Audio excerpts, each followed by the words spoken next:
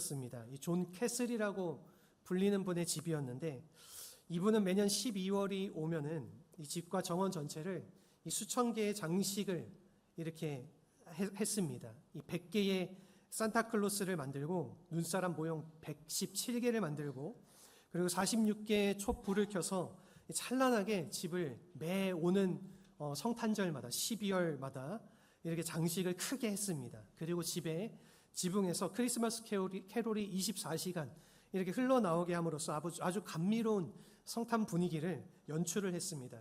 얼마나 많은 사람들이 그 집을 방문을 했는지 경찰이 그 집 앞을 일방통행으로 제한할 정도였다라고 합니다. 이와 같이 집 전체를 장식하는 일을 이분이 15년 동안 계속 해오시다가 갑자기 장식을 하지 않기 시작했습니다. 그 이유가 무엇인가 확인을 해보았더니 이 60대 중반의 이 집주인 부부가 이 40년간의 결혼 생활을 종지부를 찍고 이혼을 했기 때문이었습니다. 이 아무리 외형을 아름답게 장식한들 그것이 무엇하겠습니까? 여러분, 이 아무리 많은 등과 촛불을 밝힌다 한들 무엇하겠습니까? 그 심령 속의 기쁨의 빛이 꺼져버린다고 하면은, 사랑의 노래가 멈춰버린다고 하면은 그 장식과 그 노래는 아무런 의미가 없는 것입니다. 여러분, 우리 인생의 행복이라고 하는 것은 이처럼 겉모양에 있는 것이 아니라는 것이지요. 이 심령 속에 기쁨과 노래가 있어야 되는 것입니다. 나의 마음속에 정말로 충만한 기쁨이 넘쳐날 때에 그 외형이 어떠하든지 간에 우리는 행복하고 바른 삶을 살아갈 수가 있다라는 것입니다. 여러분, 그런데 우리의 마음의 기쁨, 이 심령이라고 하는 것은 여러분, 내가 창조할 수 있는 것이 결코 아닙니다. 하나님께서 주시는 선물인 것입니다. 여러분, 참된 차원의 노래라는 것은 내가 마음대로 지어 부르는 것이 아니라 우리가 하나님을 만났을 때에 주어지게 되는 이 축복의 열매라는 것이지요. 여러분, 그러므로 내 속 심령이 정말 이 기쁨과 평강이 가득 차려면은 우리가 하나님을 만나야 될 줄로 믿습니다. 이 하나님의 임재가 내 심령을 가득 채워야지 내가 그러한 기쁨과 평강으로 살아갈 수가 있는 것입니다. 여러분, 이와 같이 하나님을 만나고 그 가득 찬 임재 속에서 살아가는 시간을 우리는 예배라고 부릅니다. 여러분, 이 예배는 하나님을 만나는 시간입니다. 그 거룩한 임재 앞에 서고 그 영광을 보는 시간입니다. 여러분, 그러므로 우리의 삶의 터전 가운데서 이 가장 거룩하고 성결된 순간이 바로 이 예배의 순간이라고 할 수 있습니다. 여러분, 우리의 삶 가운데서 이 예배가 회복되고 이 예배가 건강하게 될 때에 우리의 삶에 기쁨도 충만하여지게 되고 이 삶에서 맺게 되는 열매도 부욕해 되어지는 것입니다.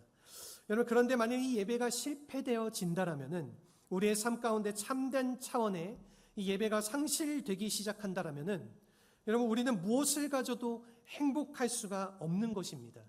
여러분, 이런 측면에서 오늘 이 시간 우리 모두가 자신에게 물어야 할 아주 심각한 질문은, 여러분, 과연 나의 신앙생활 속에서 이 건강한 이 예배가 있는가라는 질문을 우리가 던지는 것입니다.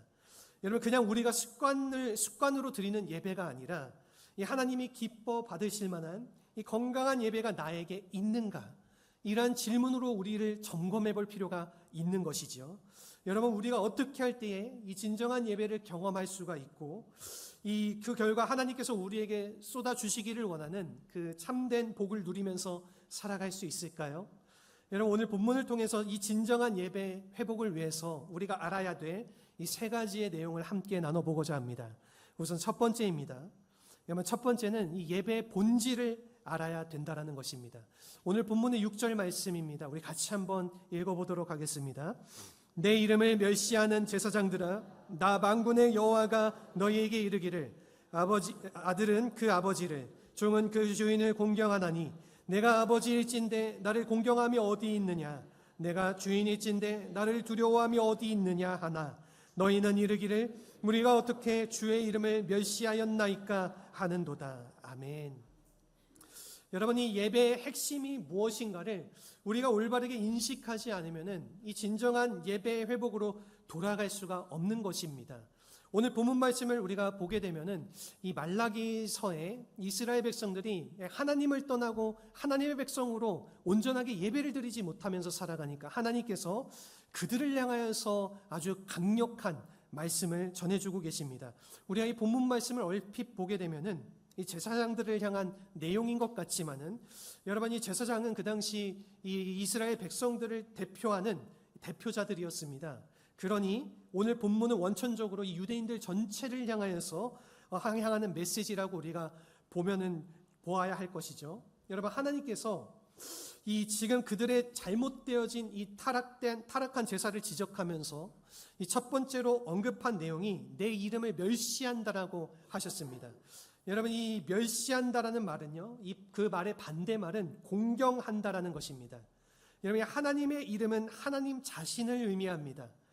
이 하나님 자신을 멸시하고 하나님을 공경하지 않는 것, 이것이 그 당시 유대인 제사의 가장 잘못된 부분임을 지금 지적하고 있는 것입니다. 여러분, 예배의 본질은 하나님이십니다. 여러분, 이 예배 하나님께서 이 예배의 전부가 되십니다.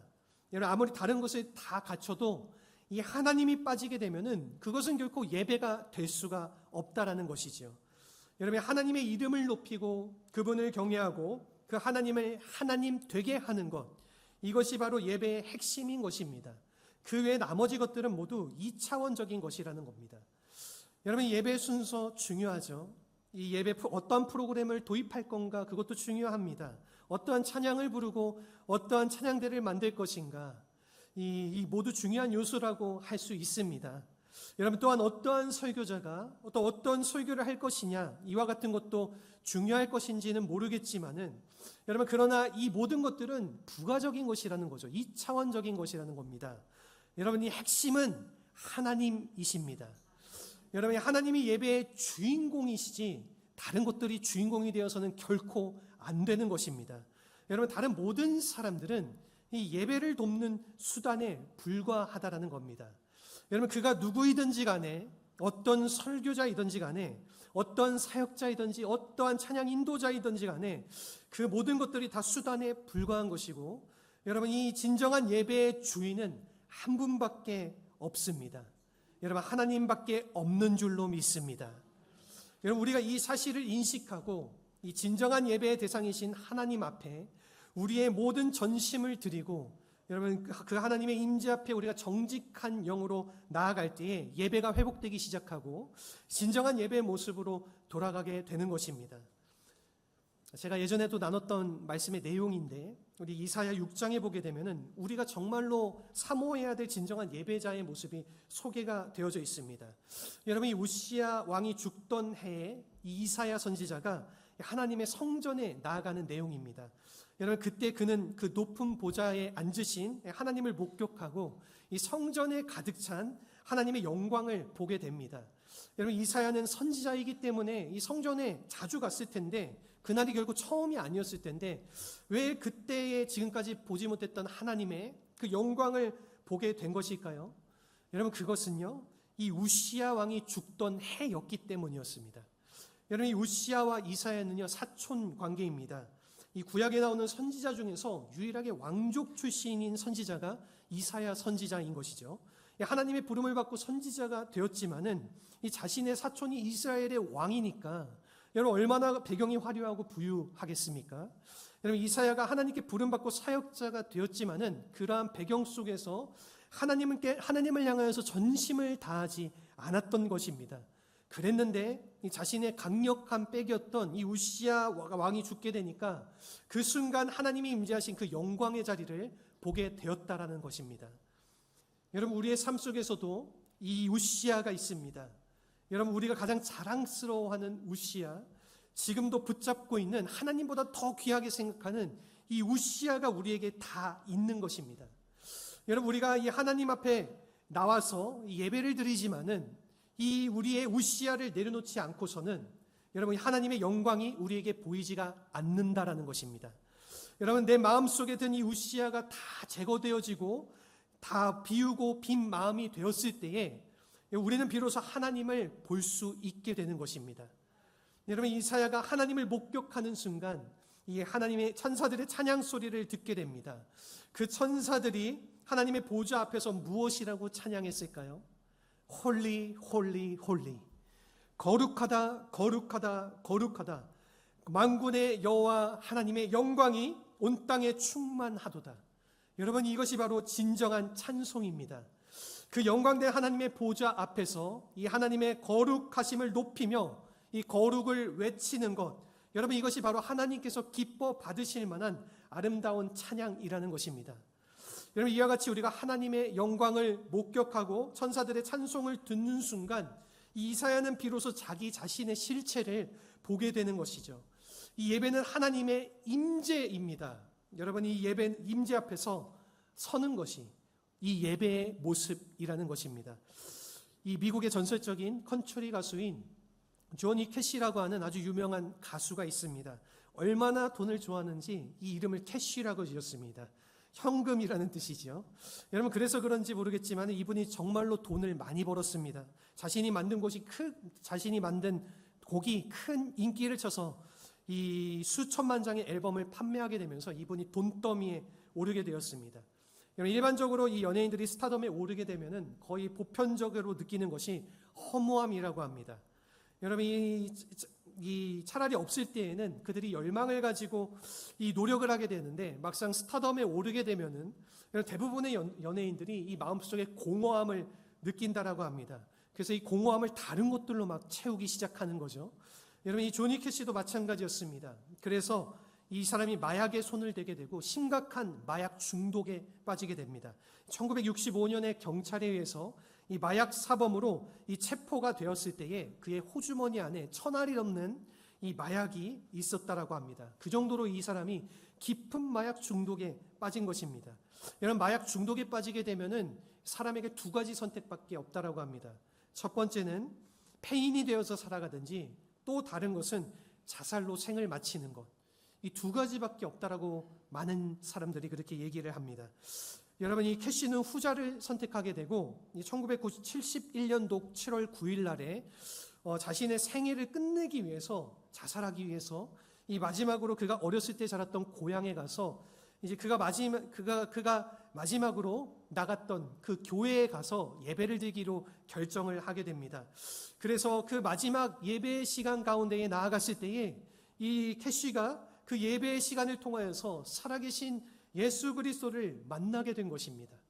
여러분, 그분을 만나는 순간 지금까지 자신이 살아왔던 그 모든 생애가 얼마나 탄식스러운지 자신의 죄 앞에서 통곡하며 울기 시작하고 이 강력한 성령의 임재를 경험을 했고 그리고 이 한 번의 예배 때문에 그의 인생이 바뀌어졌습니다.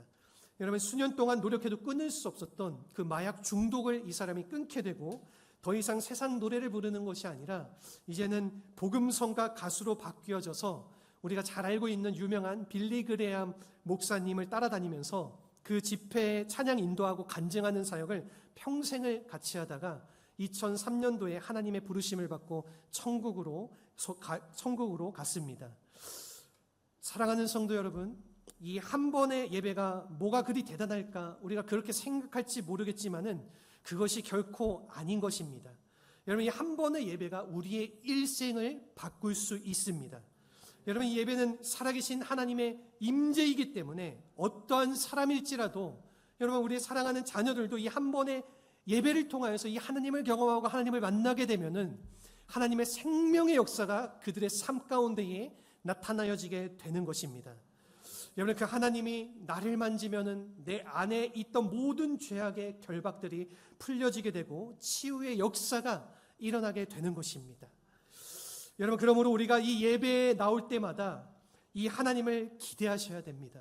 우리가 그냥 예배를 드리고 돌아가는 것이 아니라 지금 이 자리에서도 그 하나님이 우리와 함께 하고 계신 줄로 믿습니다. 우리 하나님께서 임재하시는 이 순간, 이 자리 속에서 우리는 그 임재하시는 하나님을 분명하게 경험하고 그 하나님을 만날 수 있어야 되는 것이죠. 그분을 우리의 삶 가운데, 우리 마음 가운데 초청할 수 있어야 됩니다. 여러분, 그럴 때에 우리의 인생 가운데 참된 기적이 일어나게 되고 지금까지 경험하지 못했던 새로운 차원의 변화가 일어나게 되는 것입니다. 여러분, 이런 측면에서 이 예배는 너무 귀한 것입니다. 여러분, 우리 어떤 주일, 어떠한 예배이든지 간에 우리가 이 예배를 놓치지 않으시기를 간절히 바라고 소망합니다. 여러분, 어떠한 예배에 하나님께서 강력하게 임재하실지 우리는 알 수 없기 때문입니다. 여러분, 매 순간의 예배를 통해서 이 하나님의 임재를 경험하시는 우리 모든 성도님들이 되시기를 주님의 이름으로 축원합니다. 아멘. 두 번째는 무엇이냐면요, 이 순결한 예물을 우리가 주님께 드려야 된다는 것입니다. 오늘 본문의 7절 말씀입니다. 우리 같이 한번 읽어보도록 하겠습니다. 너희가 더러운 떡을 나의 제단에 드리고도 말하기를 우리가 어떻게 주를 더럽게 하였나이까 하는도다. 이는 너희가 여호와의 식탁은 경멸히 여길 것이라 말하기 때문이라. 아멘. 여러분, 우리가 하나님을 만나서 이 죄 사함을 받고 은혜를 받았다라면은 우리가 그분께 드려야 될 이 예물이 필요하다라는 것이죠. 여러분, 그런데 그 예물은 아무 것이나 드리는 것이 아니라 우리가 순결한 것을 드릴 수 있어야 한다라는 것입니다. 여기서 우리가 말씀을 보게 되면은 이 본문에 더러운 떡을 드렸다라는 그 표현이 나오는데, 여러분, 이것은 그냥 떡이 아니라 오염된 떡을 말하는 것입니다. 이 오염됐다라는 뜻은요, 여러분, 떡이 상하거나 썩은 것이 아니라 성결되지 않은 떡을 의미하는 것입니다. 여러분, 이 동일한 히브리 단어가 다니엘서 1장 8절에서도 사용이 되었는데, 여러분, 이 다니엘이 바벨론 왕이 제시하는 음식을 먹지 않지 않았습니까? 여러분, 그때에 그 음식을 안 먹은 이유가 그를 더럽히지 않게 하기 위해서였는데, 여러분, 이와 동일한 의미로 오늘 본문에서 사용이 되었던 것입니다. 그러므로 이것은 여러분 상한 음식이 아니라 이 구별되지 않고 함부로 드리는 떡을 의미하는 것입니다. 여러분, 이 이스라엘 성전의 그 성소 안을 보게 되면은 떡상이라고 하는 상이 있습니다.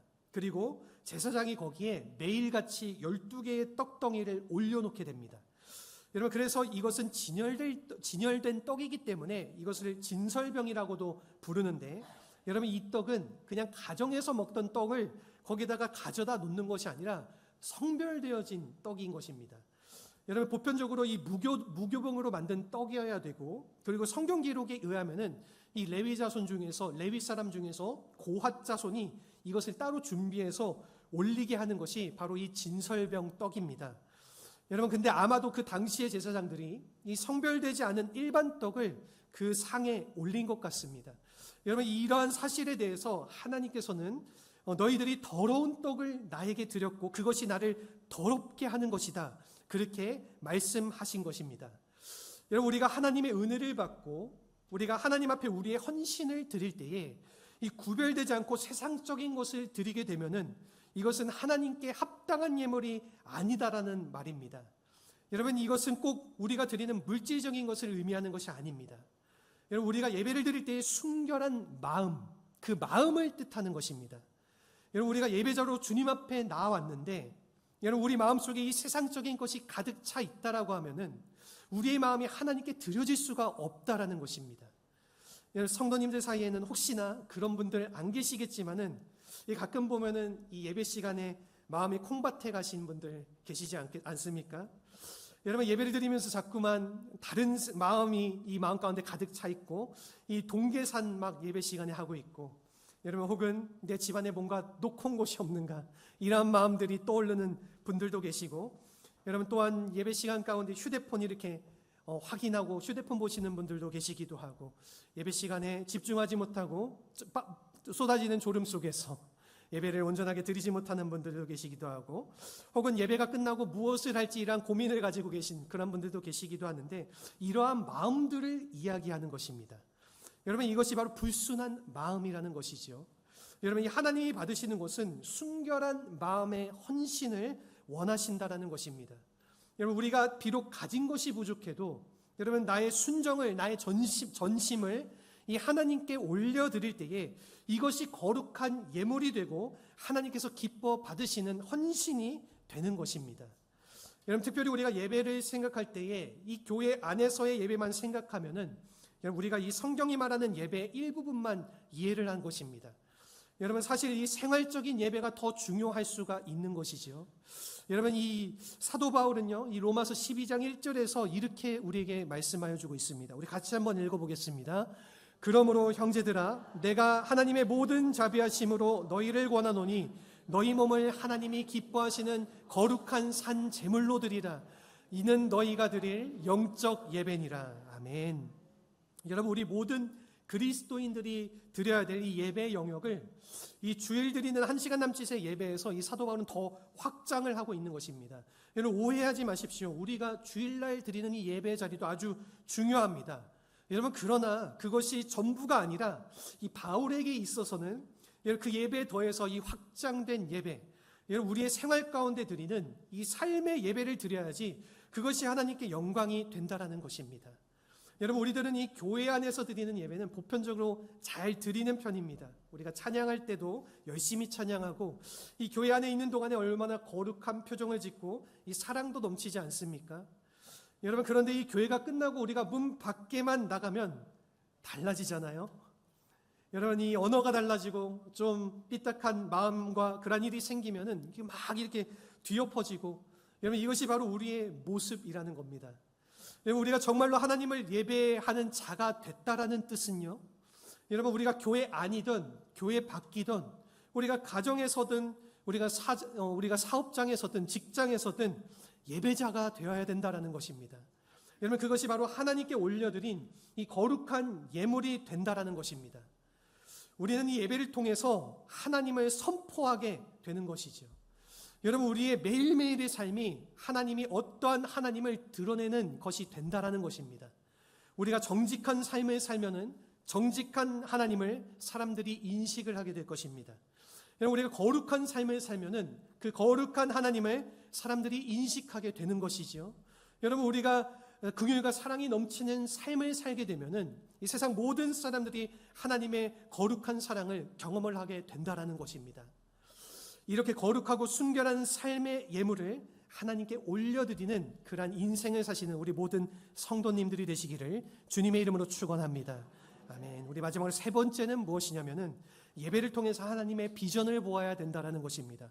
오늘 본문의 11절 말씀입니다. 우리 같이 한번 읽어보도록 하겠습니다. 만군의 여호와가 이르노라. 해 뜨는 곳에서부터 해 지는 곳까지의 이방 민족 중에서 내 이름이 크게 될 것이라. 각처에서 내 이름을 위하여 분향하며 깨끗한 제물을 드리리니 이는 내 이름이 이방 민족 중에서 크게 될 것임이라. 아멘. 여러분 우리가 그냥 예배가 좋았다라 하고 끝나는 것이 아니라 이 예배를 통해서 하나님이 품고 계신 하나님 나라의 비전을 보아야 되는 것입니다. 여러분 이 오늘 본문 말씀을 보시면은 굉장히 아이러니한 내용이 흘러가고 있습니다. 이 하나님의 백성이라고 일컬어졌던 이 유대인들은 여호와의 이름을 멸시하는데, 여러분 이방 민족 가운데서 여호와의 이름이 크게 높여지게 되리라. 이 친족속인 유대인들은 이 더러운 떡을 하나님께 올려드렸는데 이방의 각처에서 내 이름을 위하여서 깨끗한 제물을 올려드리리라. 그렇게 지금 하나님께서 말씀하여 주고 계신 겁니다. 여러분 이게 얼마나 아이러니한 현실입니까? 여러분이 하나님이 선택하셨다고 믿었던 그 유대인들은 하나님을 멸시하고 이 하나님을 예배하는 삶에서 실패했는데, 여러분 하나님은 이방인들 가운데서 그 이름을 높임받게 하리라 말씀하고 계신 겁니다. 여러분 실제로 하나님께서 이 말씀하신 이 예언의 말씀은요, 여러분 이 말라기서가 기록되어지고 약 400년 뒤에 실제로 실현이 되어집니다. 예수님께서 이 땅에 오셨을 때에 여러분 하나님의 친백성이라고 불렸던 이 유대인들은 예수님을 거절하고 멸시했습니다. 여러분 뿐만 아니라 이 예수님을 십자가에 처형을 시켰죠. 여러분 이것이 친백성이라 일컬어졌던 이 유대인들이 행한 일인 것입니다.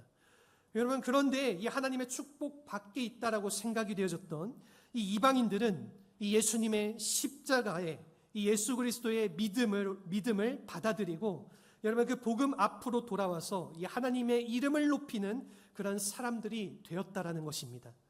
여러분 사실은 이것이 하나님께서 처음부터 계획하셨던 원래의 계획이었습니다.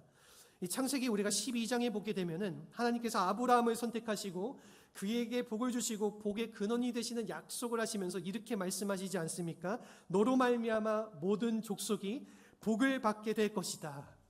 여러분 하나님께서 이 아브라함을 선택하실 때에 이 아브라함과 그 혈통만 복 주시려고 그렇게 하신 것이 아니라 이 아브라함의 후손인 이스라엘 민족을 이 제사장 나라로 삼아서 여러분 이 그로 말미암아 온 족속이 다 복받게 하는 것이 바로 하나님의 계획이었던 것입니다.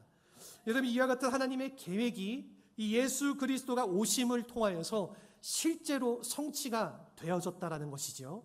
여러분, 즉 이 아브라함의 후손이신 예수 그리스도를 통하여서 온 열방이 하나님께로 돌아와서 하나님의 백성이 되게 하는 비전, 여러분 이것이 바로 오늘 11절 말씀이 제시하는 하나님의 비전인 것입니다.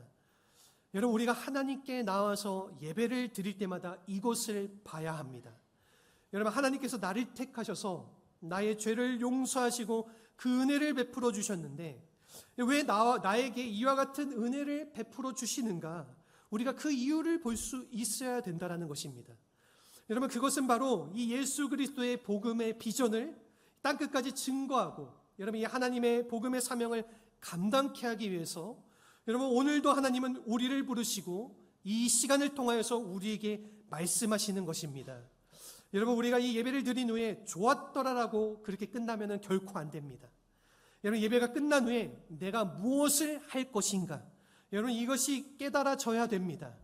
여러분, 그리고 우리가 하나님께서 기뻐하시는 그 꿈을 향해서 달려나아갈 수 있을 때에 우리 한 사람 한 사람이 하나님께서 기뻐하시는 진정한 예배자가 되는 것입니다. 이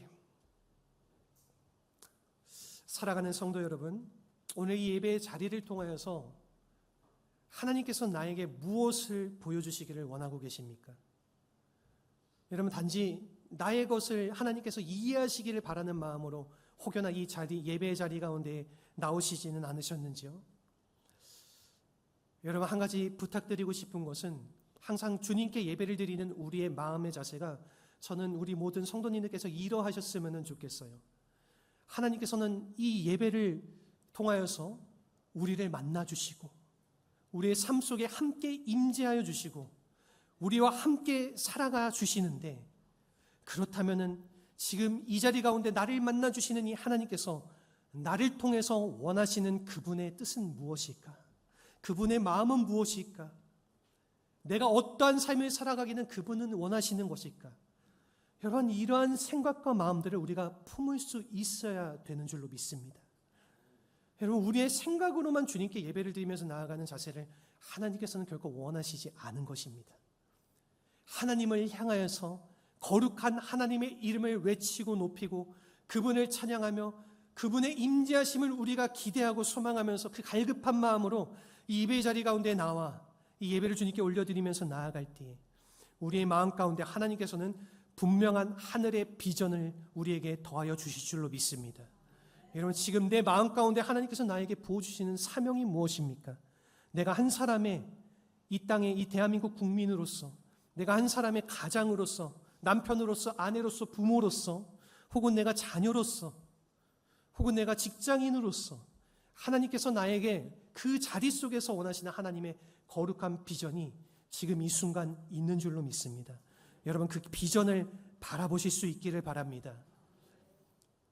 그 비전을 바라보면서 여러분, 하나님께서 이 원하시는 이 예배의 자리 가운데 이 하나님의 임재하심을 우리가 거룩하게 누리며 그 하나님을 우리가 매 예배의 순간순간 속에서 만나고 체험하고 그 하나님과 함께 매일의 삶 속에서 하나님의 아름다운 사명을 이뤄가시는 우리 모든 사랑하는 성도님들의 삶이 되시기를 주님의 이름으로 축원합니다.